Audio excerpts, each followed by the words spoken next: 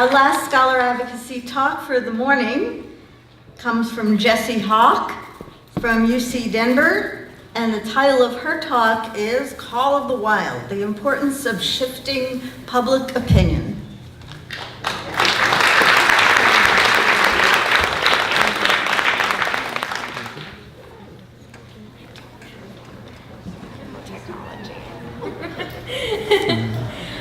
Yeah, guys, I'm so sorry. I don't understand technology. I tried to make a PowerPoint and it went really poorly. So you just have to watch me and I'll try to be entertaining. Thank you.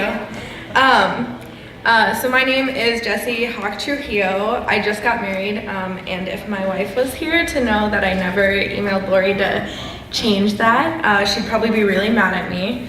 So I'm thankful for that. The way I ended up right here is a little bit twisty and weird.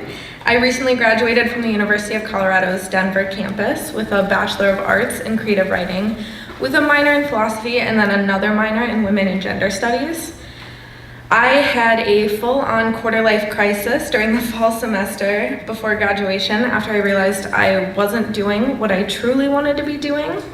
So I'll actually be attending the University of Tampa this fall to pursue a post-bac degree in marine biology. And while I'm in, thank you. While we're in Tampa, my wife and I hope to get our clothing company started. Right now we're working together to create marine mammal themed designs so we can give back to various organizations.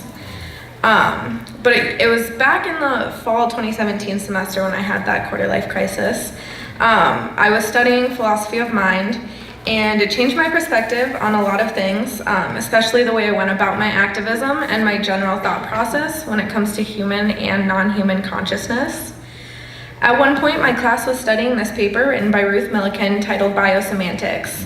Essentially, what Millikan wanted to convey in this paper is that communications are meaningless if the other party doesn't understand what the intended communication means.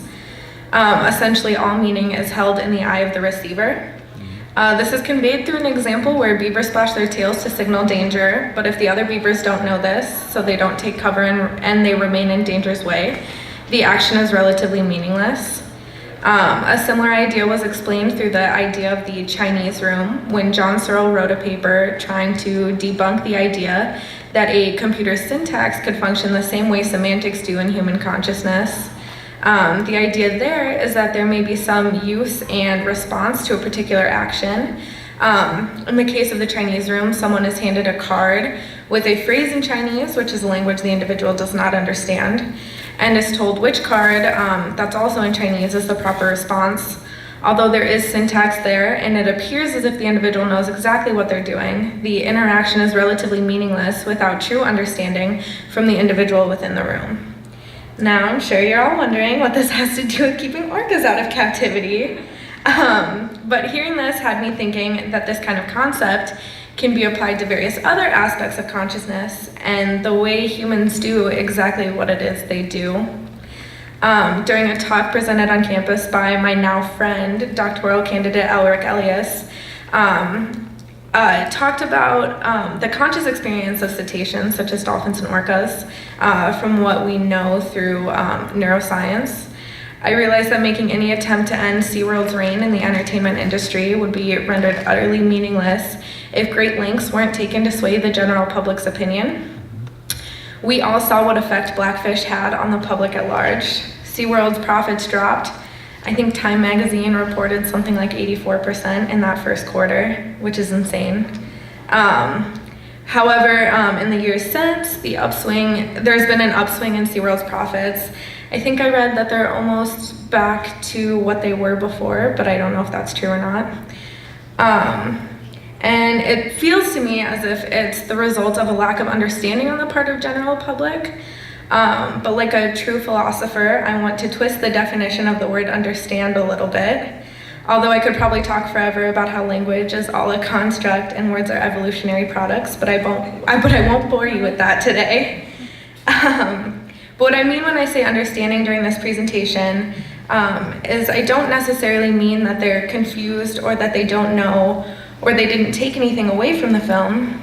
Rather, I mean that they have deeply held beliefs on some level that usually comes back to these ideas that humans are at the top of the proverbial ladder of consciousness, where humans start, and then there's great apes and cetaceans, and all the way down to single-cell organisms, as if they aren't responsible for everything our world is today. And the fact that we can even capture and maintain these animals in captivity means that we're the smarter, stronger species, and we deserve to be entertained. Because of this, it's easy to ignore the pain and strife that many different species experience in their lives, especially in captivity for many people. Essentially, what I'm talking about when I say understand is the feelings I'm sure everyone in this room experiences when you see animals in captivity, not just animals in pain or acting out of aggression. And those aren't present in those who continue to support such companies as SeaWorld or other oceanariums. For example, I've never been to SeaWorld, thankfully. My family isn't into that sort of thing. But when I was 12, I earned a field trip to the Shedd Aquarium in Chicago, where I sat and watched a dolphin show. Before I got there, I didn't know the kind of shock that I was in for. Having only lived in landlocked states, I had never had the opportunity to see these animals in nature. But the show started, and I remembered feeling sick, like I wanted to cry, because something in me knew what was happening wasn't right. That's the kind of understanding I'm referring to throughout this presentation.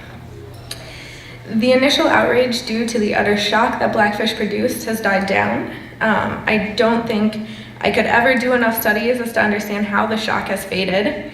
But as new roller coasters are advertised and we see new commercials with happy children laughing and playing at the park, it seems as if the general public is starting to forget what Blackfish was trying to teach us. It feels as if society had the reaction it was supposed to have, rather than one based in a deep understanding of the travesties occurring on a daily basis within those theme parks. In this way of thinking, the means of communication itself is not meaningless. Rather, when it falls on those who don't have an understanding, much of the general public who's still, for some reason, going to SeaWorld, the documentary's effect on them is relatively meaningless without the deeper understanding.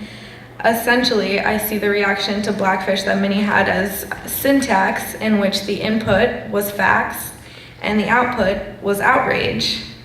But it didn't produce that deeper understanding that needs to happen before a change can be made. So we have to take the time to really understand what it is that will create an understanding in individuals about what exactly is going on with the confines of SeaWorld and other oceanariums across the world, and eventually the zoos and everything else.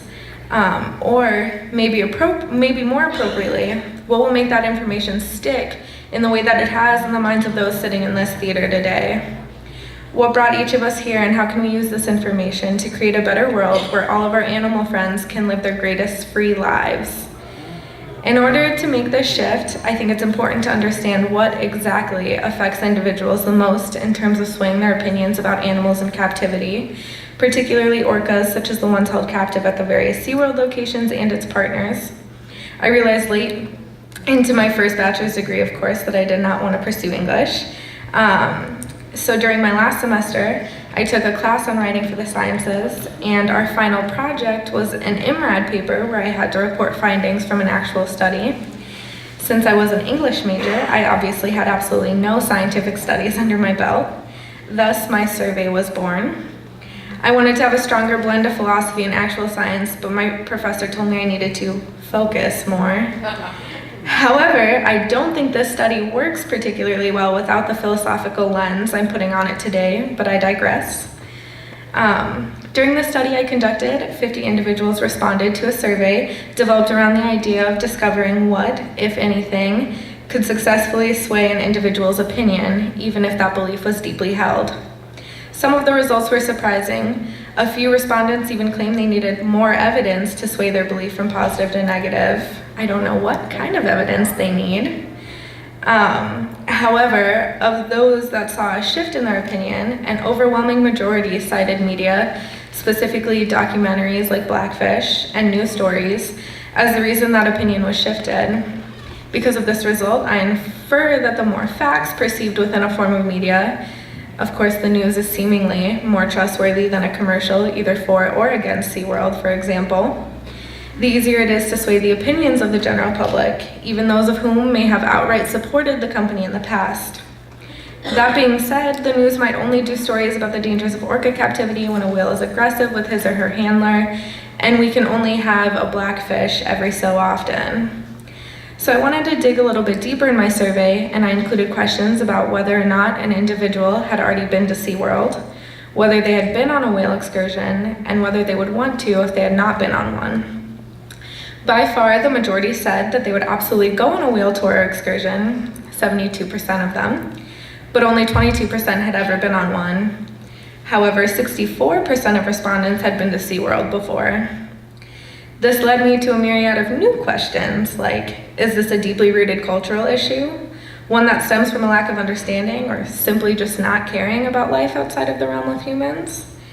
And has SeaWorld been so much of a mainstay in the family vacation realm over the past 6 decades that a disconnect between the reality shown through Blackfish and various other documentaries and a fantasy world where each of the orcas is happy to be held within concrete walls exists? These questions made me curious how the individuals formed their opinions in the first place. Swaying their opinions is important, but why do they need to be swayed? What is it that drives someone to ignore the facts? I'm looking at you, whoever said they needed more evidence to sway their opinion. To remain supportive of a company like SeaWorld? Although documentaries like Blackfish and news reports had the biggest impact on whether someone's opinion would sway or not, when it came to the formation of the opinion, things were much more spread out. There was almost even footing between media, documentaries, film, social media, etc., and friends and family. This was almost surprising to me, as the overwhelming number of respondents wanted facts when it came to swaying their opinions. However, this means there is opportunity and room for change within the general public. My study, of course, is not without fault. 70.1% of those who responded were in the 21 to 25 age range, and 80% of the respondents were female. But at the very least, it's a start. If the norm can begin to move from supporting captivity to supporting orcas in the wild, or seaside sanctuaries for those who can't be in the wild, the pressure of understanding moves from filmmakers, news anchors, journalists, and researchers to the general public, where the weight can spread to the shoulders of the many rather than the few. SeaWorld may have been one of the biggest family vacation destinations for decades, but it doesn't have to be anymore. We can use this work to create a new normal that moves away from captivity to more natural alternatives. From what we know of this survey and any that may follow it, we can make new documentaries, articles, social media posts, and commercials that feature happy children watching whales in the wild or swimming around a seaside sanctuary, somewhere for rehabilitation and safety without the concrete walls.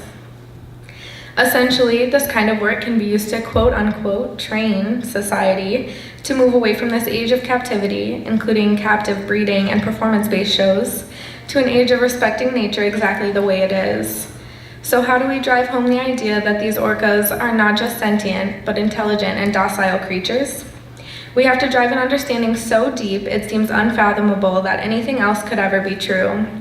Like Milliken's beaver tales, if the receiver doesn't understand the implications of a communication, if the general public doesn't truly understand the detrimental nature of captivity on these orcas, the communication becomes pointless, and SeaWorld gets to stay in business and make money by stealing the freedom of the wild. Essentially, what I took from my study is that if we can sway the general public now and instill this understanding in the minds of the masses at large, eventually the cultural understanding will shift and the odd ones out, so to speak, will be those willing to support the captivity of the orcas. It's semantics we need to get to rather than syntax, as Milliken would probably describe it, to get and keep orcas out of captivity. In order to prevent our hard work from being overlooked, to keep it from being ignored entirely, we have to make our audience understand so we can ever move forward with these orcas because they deserve to be understood. Thank you.